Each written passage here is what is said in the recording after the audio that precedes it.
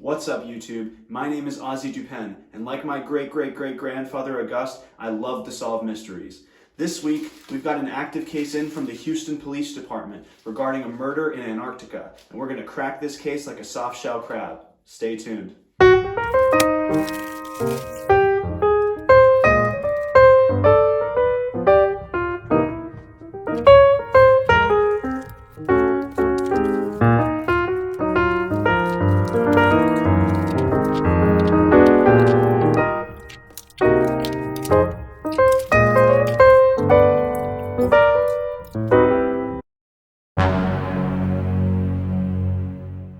The first thing I want to do to solve this case is to identify the victim and the suspects.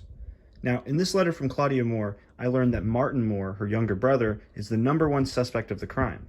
Him and Robert Kohler, who is the one that was murdered on the expedition, were in a heated argument the day before the death occurred. In addition, evidence was found in Martin's belongings that would link him to the murder.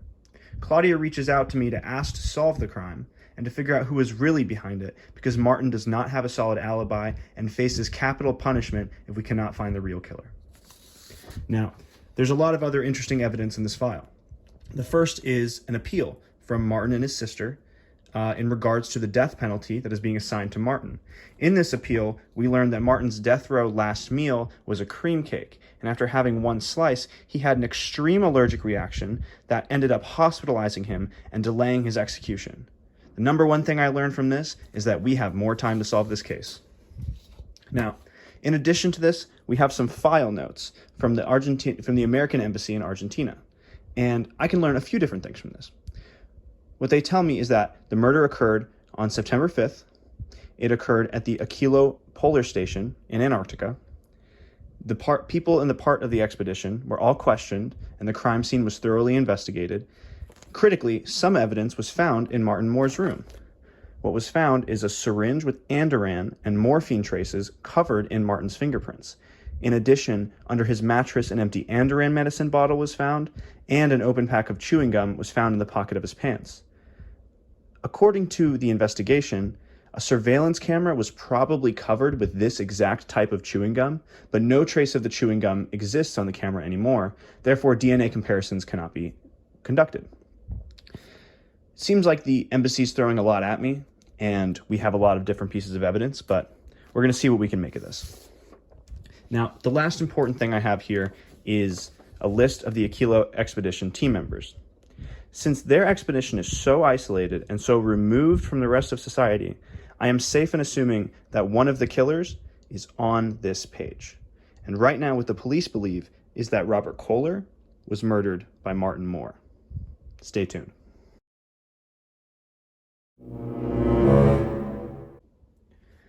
Now, the next thing I'm going to look at is the evidence collected by the police in this investigation. The first thing that we have is the syringe. Nothing out of the ordinary about this.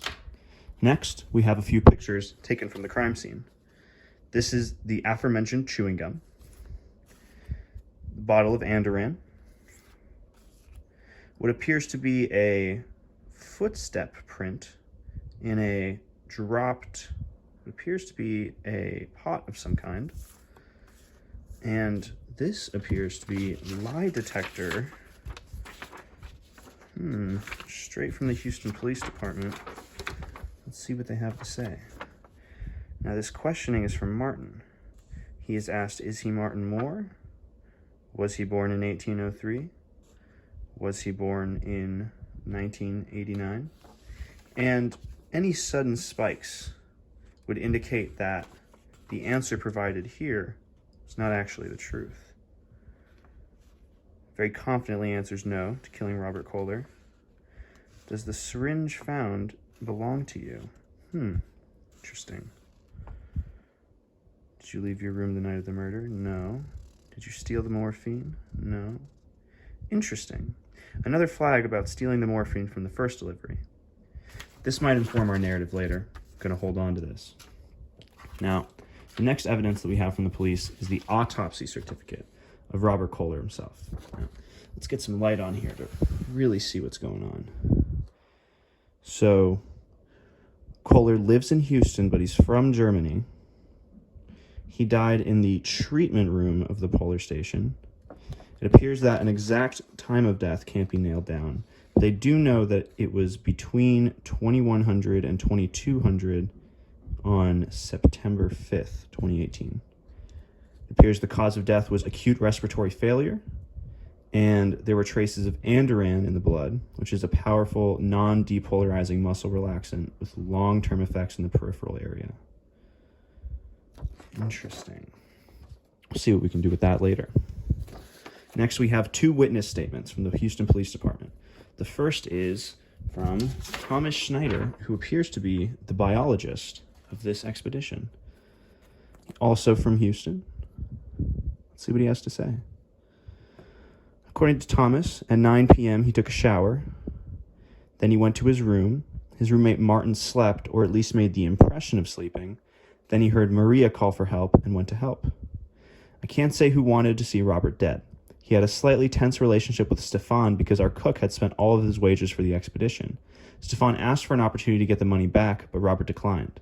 And there was a fierce argument recently between Robert and Martin because Robert threatened to report Martin to the police. But at the time, I didn't take it seriously. Interesting. Two different takeaways that we can make from this statement.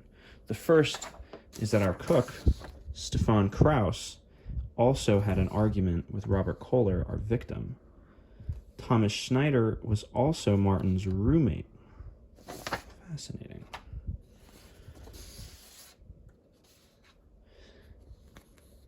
The next witness statement we have is from Maria Macias Prado, who is the doctor on our expedition. According to her, shortly before 9 p.m., Robert entered the treatment room. She prescribed him an injection as a preventative measure against his chronic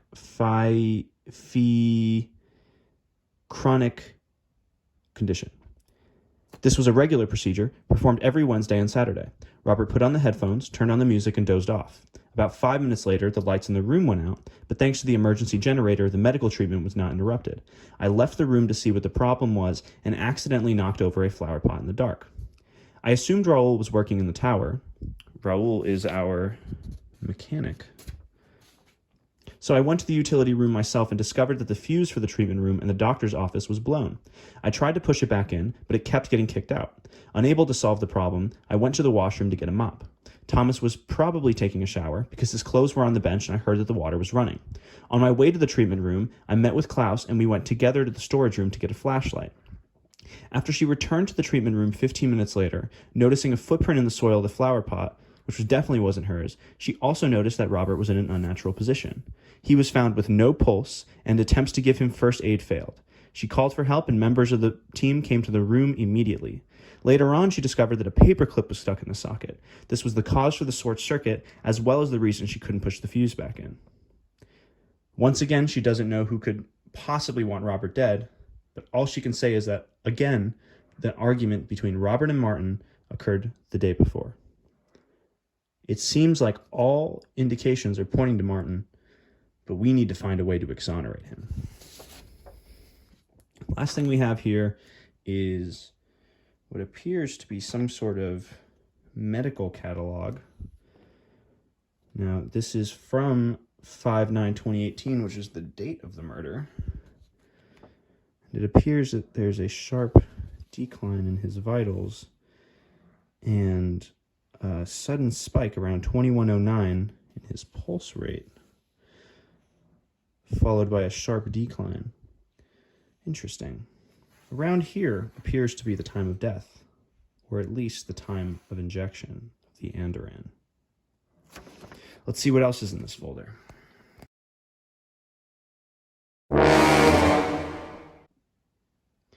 Now, the next thing I want to look at in this case is the personal belongings that I've been provided with. Hopefully these can inform any motives that we have in between the different team members, as well as shed some more light on the situation. Now, the first thing I have actually appears to be from Martin Moore's sister.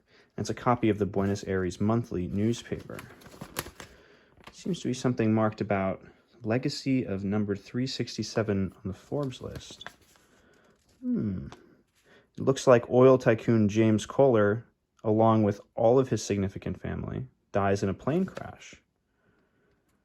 Interesting. Since he has no surviving relatives since the tragedy buried all his heirs, now the lawyers are searching for his heirs among distant relatives. And this last name sounds awfully familiar. I wonder who could have motive. Let's see if there's anything else in this newspaper. Okay.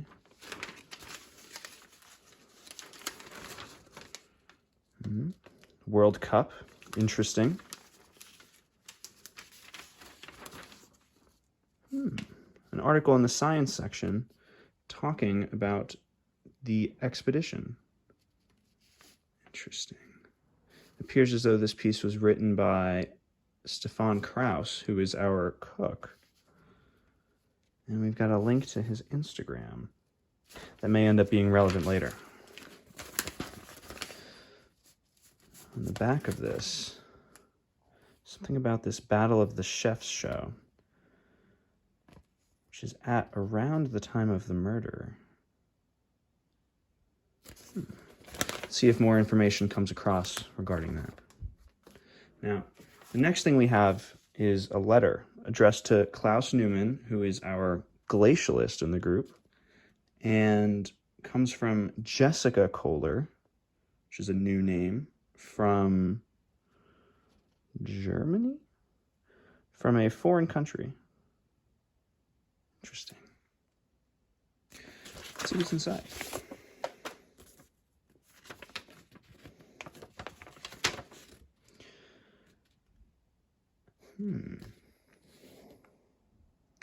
This letter appears to be indicating that Jessica Kohler is Klaus Newman's grandmother, and it's discussing something about an inheritance.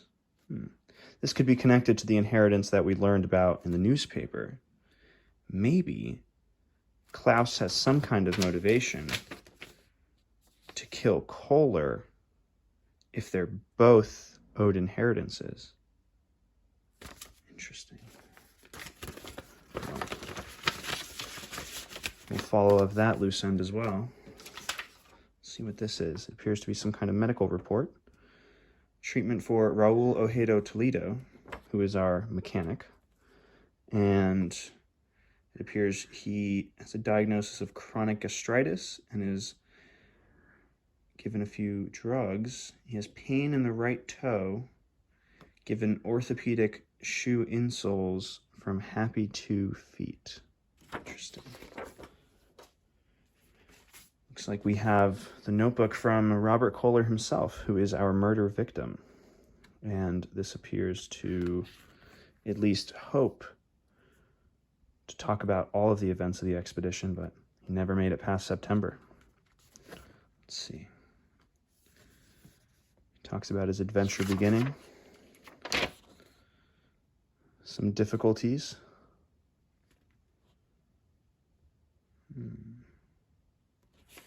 Technical difficulties. Interesting. Appears our friend Robert is learning how to do binary code.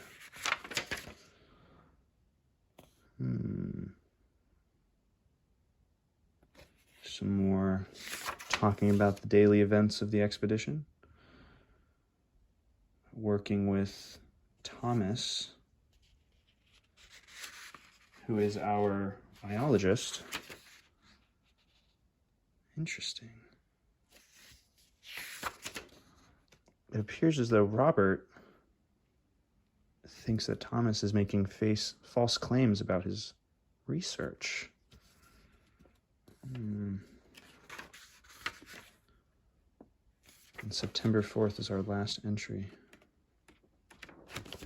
Interesting. Here we have what appears to be a fax from the Atlanta City Hospital to Mr. Kraus. Perhaps this is Stefan Kraus, our cook.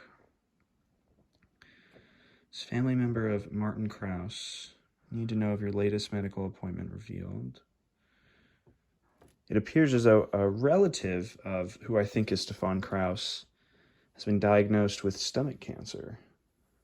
And that needs to pay another $60,000 out of pocket in order to pay for treatment. Interesting.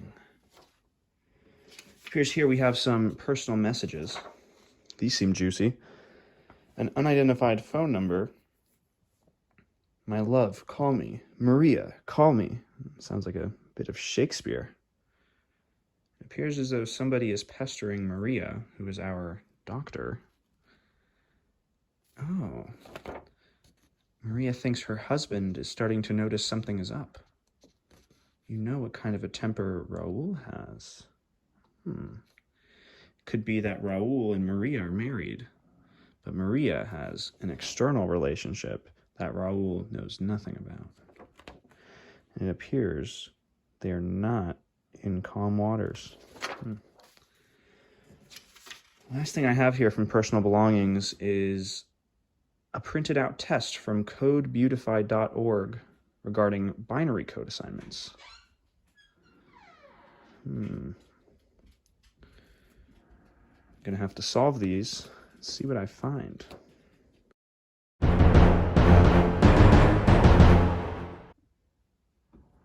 The last things in this file I have to look at are the security and satellite footage and images of the lab itself. So this appears to be the map of the polar station. These are where crew members live. And this is the treatment room in which Robert was killed. Now, these are some satellite images of the polar landscape.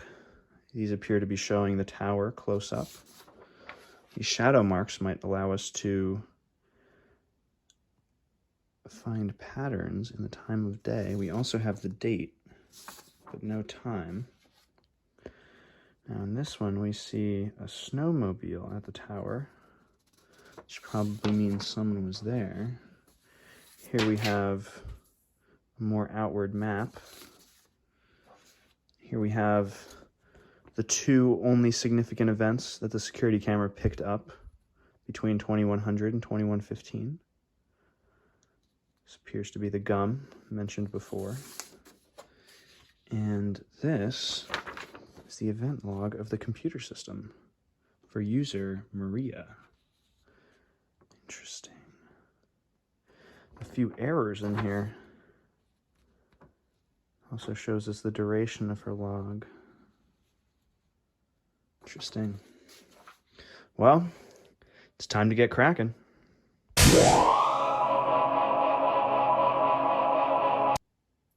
Now, after poring over the evidence, I have made some pretty significant discoveries in terms of narrowing down who our suspects are and who I really think the killer is. Now, the easiest of the suspects to clear is definitely Chris Johnson, the electrician, because we get a claim directly from our victim Robert Kohler's notebook, dated July 31st, where he talks about how Chris broke his arm as they tried to repair the snowmobile and had to be shipped back to the continent. Chris was no longer on the mission at the time of death, which means it definitely could not have been him. Now, the first suspect I wanted to clear was Martin, because he is the one sitting on death row. And the first piece of evidence that I thought was particularly interesting was this peppermint penguin chewing gum.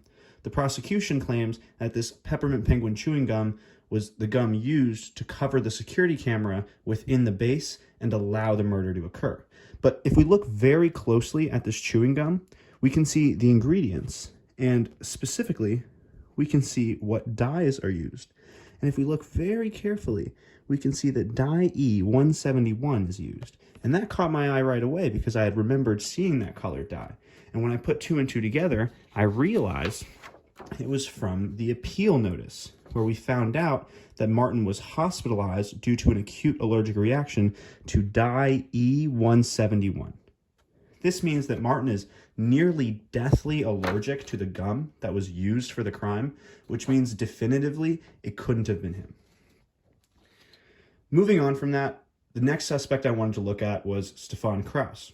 I found this fax from the Atlanta City Hospital discussing a relative who was suffering from stomach cancer and needed a significant amount of money to pay for the treatment to be particularly interesting. When I look at this, I can see it as motive. And coupled with the narrative we get earlier from other pieces of evidence and from other characters about how Stefan and Robert had had an argument over money, I could see some motive emerge. But in order to dig deeper, I needed to find out more about Stefan. And ironically, the only way to do so was from the Buenos Aires Monthly. Now, I know what you're thinking. how is this guy writing articles for the newspaper or putting any meaningful evidence in the newspaper if he is on a polar base? Well, the answer is simpler than you might think. If we look at this newspaper, we can see this article about Antarctica actually by Stefan Krauss, and he links his Instagram in the article. So I took the liberty of visiting this Instagram myself. And when I found it on my browser, you get to this.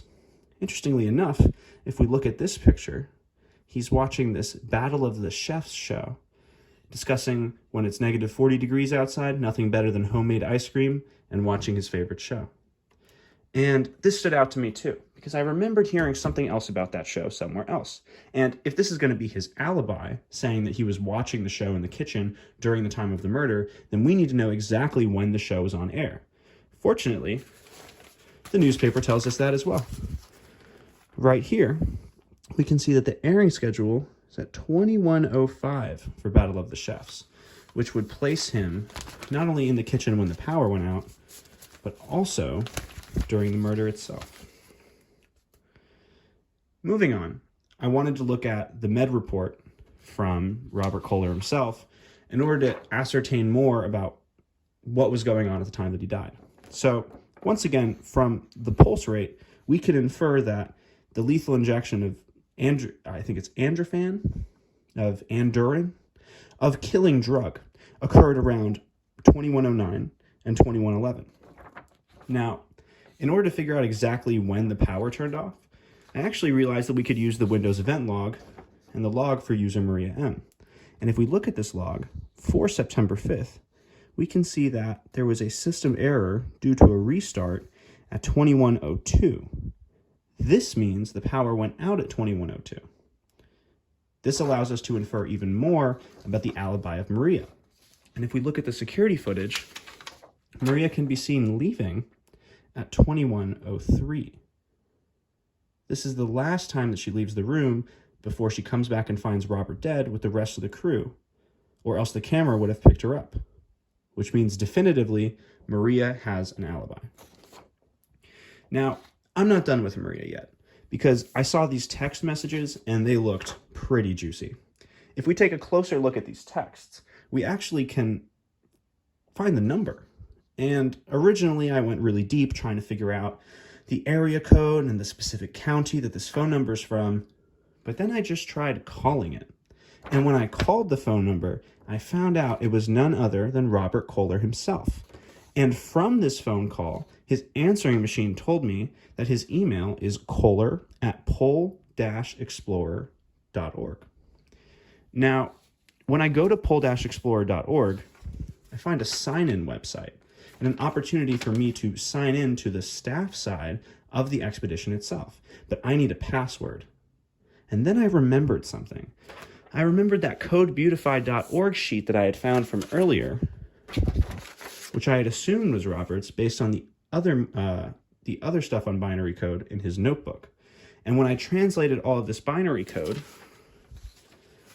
name matched Robert, month of birth, 12/3/42, and password, Jagger62. This password ended up more important than I could have ever imagined, because when I go into the website at pole-explorer.org and I try to log in using the email and these credentials, I am given access to Robert's email. And in this email, we can learn a whole lot of information. One thing I find out is confirmation for the affair with Maria. They seem to be using a bit less than professional language in their correspondences, but in this conversation, I find out that on the first delivery, the morphine was stolen, and Robert suspects that it was Martin and wishes to have him arrested. Then, Maria notifies Robert that in the second delivery, the morphine was missing as well as the syringe. Then, in addition, the Andoran drug from earlier also disappeared along with the morphine and the syringe in the second delivery on September 2nd. When she is doing inventory on September 3rd, she relays this information to Robert. The other important information we can find is in his sent email, which is the response to the delivery about all of these supplies. And in this, we find out that the delivery arrived successfully on September 2nd at 21:05. Remember this time because it will become relevant later. Now, with Maria off the hook, one more thing worth mentioning, just to validate the idea that Martin was the one that stole the morphine, which seems to be a pretty clear narrative at this point. If we go back to the polygraph readings, it's a clear, seemingly truthful no as to whether he stole the morphine and Andoran from the second delivery, but a yes to him stealing the morphine from the first delivery. At this point, I suspect that Martin is addicted to morphine, and as indicated in the journal, there was a mix-up with his baggage and he left some things at home that he needed, presumably the morphine, and that's why he had to steal it from the shipments. Now that we were done with the Maria narrative, I was left to suspect Raul the most. The motive here seemed obvious, right? Jealousy, rage, anger. He finds out about the affair that his wife is having and probably wants to kill the one she's sleeping with, presumably. Now, in order to figure this out, I went back to some of the other circumstantial evidence involving Raul specifically. And what really caught my eye was this other medical report talking about the insoles that he used. And if we cross-reference this with the insole, with the form on Robert's email about which items were brought into which delivery, we find out that the size of these insoles exactly matches the boot that is shown stepping in the pot, which we presume is the one who committed the murder. While it's not certain, and we can't determine it's exactly his boot, the circumstantial evidence seems to be pinning Raul. Until I took a look at the satellite imagery. And the stuff that I found here was particularly interesting. This first image shows us where the two, essentially, radio towers are for this base. The first one is very close to the base itself, and the second one is all the way over here. Remember this second one and the corresponding geography, because it's going to be important in a second.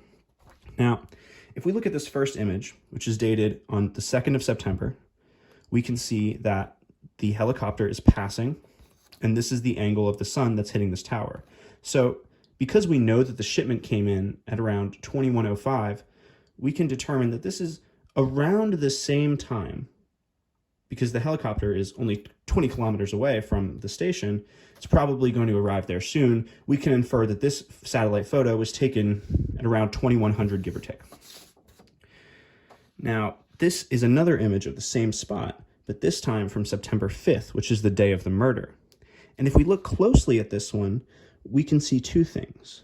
One, the snowmobile at the tower, which means one of the workers, presumably Raul, because nobody else would be handling this kind of thing because Chris Johnson, the electrician, is back home healing his broken arm. Or I think it might have been a leg. No, it was definitely an arm. And the other thing we can notice is that the angle of the shadow on the tower itself is exactly the same as it was in the photo from September 2nd. This means that these two photos were taken at around the same time, which places Raul at the tower at around 2100, 21:05, which is the exact time of the murder. And this alibi is fairly airtight because there's no conceivable way that he can make it 20 kilometers through a snowstorm in a snowmobile to commit the murder and then get all the way back out to make it for the satellites.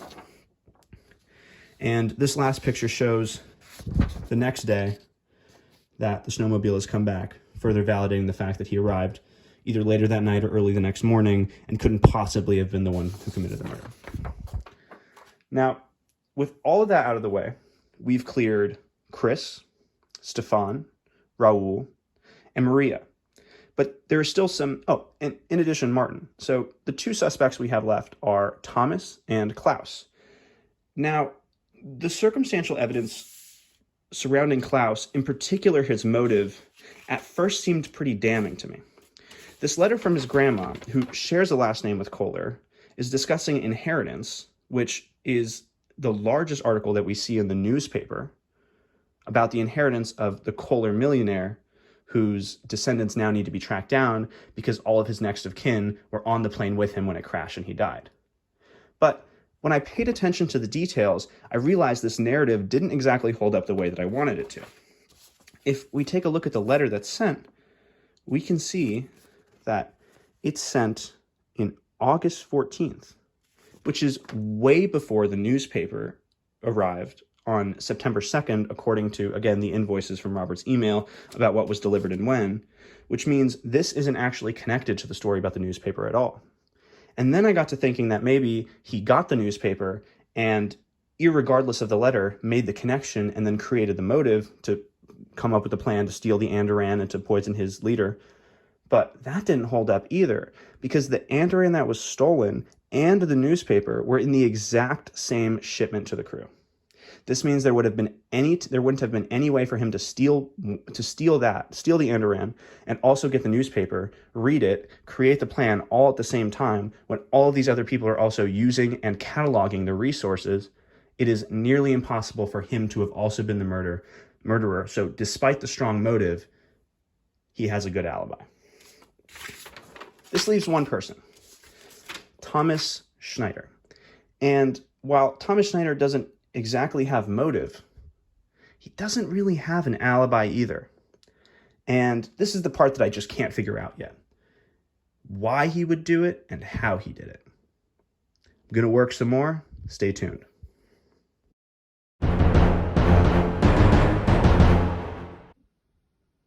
Now, after some thinking and after some digging, I've made some pretty significant progress on the case and found some pretty damning evidence in terms of Thomas Schneider's defense against the charge of murder.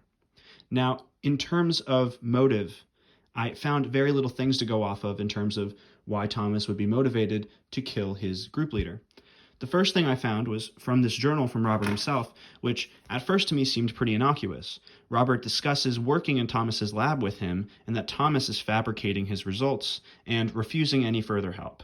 Now, the first time I read this, I didn't think too much of it, but further evidence, funnily enough, Robert himself's email further put me on the trail that maybe Thomas is up to something, and maybe what he's up to is more significant than originally imagined. Now, when I go back into Robert's email correspondences, specifically with Maria, he at first discovers how excited he is to be working with Thomas in his lab, and then mentions how Thomas is applying or under the, quote, Breakthrough Prize in Life Sciences program, or presumably a grant. Now, in the next email, Robert then says they had a serious dispute and that he was manipulating the results of the experiments. Then Robert just said he was going to give his findings to the organization providing the grant for this, quote, Breakthrough Prize in Life Sciences, and will make sure that Thomas Schneider doesn't get a penny. If that's not motive, I don't know what is. Now, the next thing I wanted to look at was alibi. And what we have for Thomas is admittedly pretty weak. The information we have comes from Maria. The only information we have about any sort of alibi comes from Maria's witness statement to the HPD. In this statement, she says when she goes to the bathroom to get a mop, she thinks that Thomas is probably taking a shower because his clothes were on the bench and she heard that the water was running, but she didn't actually see him. So while this could be the implication of an alibi, we actually have no hard evidence that Thomas wasn't the one committing the crime. Now let's talk about circumstantial evidence that further indicates to us that Thomas is the one responsible. Now, in the witness statement that we get from Thomas himself, he mentions that he's Martin's roommate. This is actually pretty critical, because if he's Martin's roommate, then he probably knows something about Martin's drug problem, which means it would be very easy for him to get this syringe off of him, and also for him to be the one that chewed the gum and to leave it back on Martin's persons. It was very simple for him to create the narrative that Martin was stealing all of these drugs, both the morphine and the one used to kill the leader, but Thomas was actually the one responsible. Now, after looking at all this evidence, in my heart of hearts, I feel pretty confident that it's Thomas, but I just can't prove it. And the golden goose here seems to be finding this Andoran bottle. It went missing, and there's no way to figure out if it was actually Thomas. So we need some way to pin this bottle to that man in order to figure out the answer to this mystery. Now, I did some serious digging, and believe it or not, the answer once again came from Robert's email. I searched in his deleted messages, and what I found was an old email from IT support talking about temporary email passwords. And this was the temporary email password from September 3rd to 4th. Now, this got me excited because I figured there's a chance that the email criteria in the name is the same for all of the members of the expedition, which would mean that Thomas's email is just schneider@pole-explorer.org, and I would need a password. But if he happened to not see this email and never change back the temporary password, those would still be his credentials. And sure enough, if we have these credentials ready, we can log in to Thomas's email. There's some pretty serious stuff in here. At first, we hear about the annual grant, about how he's a contestant or a candidate, and we hear about him taking pictures of his lab. And at first I thought this was a dead end. I thought it was just confirming that he had motive to kill his leader because it would get in the way of him getting this grant. But then I looked at this image. And after really, really poring over this image, something about it stood out to me. And I wonder if it'll stand out to you too. Because that right there is the Andoran bottle. Case closed, everyone.